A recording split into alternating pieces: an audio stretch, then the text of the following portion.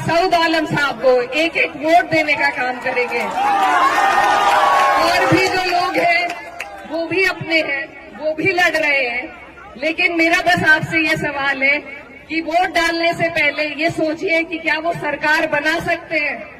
अगर वो सरकार के नजदीक पहुंचते हैं तो आप बेशक वोट उन्हें दे दीजिए, लेकिन वो नहीं पहुंचेंगे। उन्हें अगर वोट दिए जाएंगे, बटेंगे अगर हमारे वोट, तो सरकार फिर से भाजपा की बनेगी। और इस बार भाजपा नीतीश जी को मुख्यमंत्री भी नहीं बनाएगी, इस बार वो खुद कब्जा लेगी। तो अब तक जो हालात थे वो बद से बदतर आपके हो जाएंगे। इसलिए आपको पहले ही अपनी सुरक्षा करनी है, और उसका जरिया मैंने जैसा आपको बताया सिर्फ वोट का है आपके पास।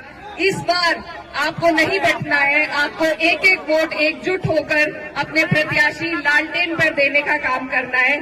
तो इन्हीं बातों के साथ मैं उम्मीद करती हूँ कि बोआ खाली की ये जनता, ये गयूर आवाम सही फैसला लेगी, लालटेन का बटन दबाएगी और मौलाना सऊद साहब को यहाँ से जिताने का फिर से काम करेगी। आप सब यहाँ मेरी बात सुनने के लिए इकट्ठा हुए, यहाँ पर दूर दूर से लोग आए, मैं आपका तहे दिल से शुक्रिया अदा करती हूँ। और बस एक बात के साथ आपसे विदा लेना चाहती हूँ कि उसूलों पर जब आ जाए तो टकराना जरूरी है, जिंदा हो तो जिंदा नजर आना जरूरी है।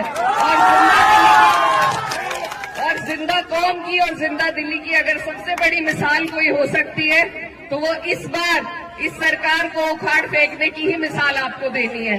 आप सबका यहाँ आने के लिए बहुत बहुत शुक्रिया, धन्यवाद। दुआओं में याद रखिएगा। अस्सलाम वालेकुम।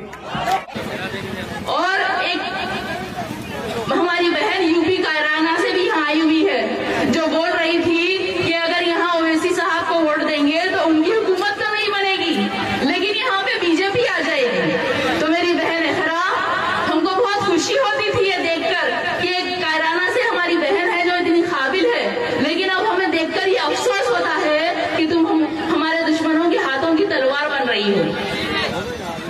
जिस तेजस्वी को तुम जिताने यहाँ आई हो, उस तेजस्वी से जब पूछा गया कि जो आई लव मोहम्मद के पोस्टर ले जाने पर कुछ नौजवानों पर एफआईआर हुआ, उस पर आपका क्या कहना है? तो वो तेजस्वी ने कहा कि मुझे कुछ नहीं पता, मेरा जहन जो है वो अभी बिहार चुनाव पर है। और बहन एहरा, तुम एक मुस्लिम खवातीन हो, तुमको इस चीज का एहसास होगा कि हमारा हिजाब हमारे लिए कितना अजीज है। हमारी शान शौकत, हमारी इज्जत और हमारी हिफाजत करने वाला हमारा ये हिजाब है। और जब इस हिजाब के बारे में तुम्हारे लीडर अखिलेश यादव से यूपी चुनाव से पहले पूछा गया कि हिजाब बैन पर आपका क्या कहना है, तो तुम्हारे लीडर ने कहा कि मुझे कुछ सुनाई नहीं दे रहा। और जब मेरे खायद असदुद्दीन ओवैसी साहब से पूछा गया हिजाब बैन के बारे में, तो उन्होंने कहा कि हिजाब पहनना मुस्लिम लड़कियों का हक है और एक दिन इस मुल्क की प्राइम मिनिस्टर एक हिजाब पहनने वाली लड़की बनेगी इंशाअल्लाह। तो बहन एहरा, तुम्हारे सदर और मेरे सदर में इतना फर्क है। और जो तुम ये बात बोल रही हो कि यहाँ पे हम हुकूमत तो नहीं बना सकते, तो तेलंगाना में भी वैसे हमारी कोई हुकूमत नहीं है, वहां भी हमारी हुकूमत नहीं है। 119 में से वहां सिर्फ हमारे 7 एमएलए और 17 में से 1 एमपी है, लेकिन वहां जो भी हुकूमत होती है उनको हमारी जरूरत पड़ती है, हमें उनकी जरूरत नहीं पड़ती। वो हमारे इतिहाद की ताकत से मजबूर हो जाते हैं। वहां जहाँ कोई भी हुकूमत आती है वो हमारे इशारों पे नाचती है, हम उनके इशारों पे नहीं नाचते। तो हम यहाँ सीमांचल बिहार में भी हुकूमत बनाने नहीं आए हैं, हम सिर्फ इतना चाहते हैं कि सीमांचल के लोग किंग मेकर बने। हम नहीं चाहते यहाँ पे एनडीए की सरकार बने।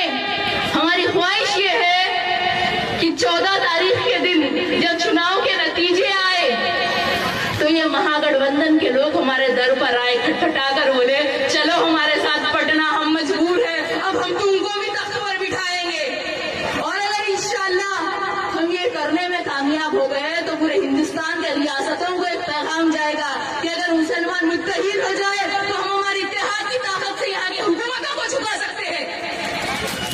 और सिर्फ रियासतों के चुनाव में नहीं, लोकसभा इलेक्शन में भी हम किंग मेकर बन सकते हैं इंशाल्लाह एक दिन। इस बात को जहन में रखिए कि आज नीतीश कुमार के 12 MP और चंद्रा बाबू के 14 MP की तरफ से एनडीए की सरकार है।